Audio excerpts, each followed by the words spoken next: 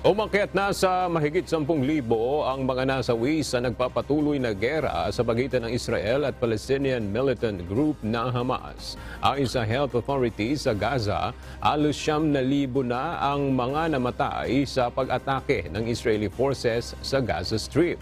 1,400 naman ang namatay sa pag-atake ng Hamas sa Israel nitong nakaraang buwan na naging dahilan ng Israel upang maglunsad ng airstrikes at ground invasion sa Gaza.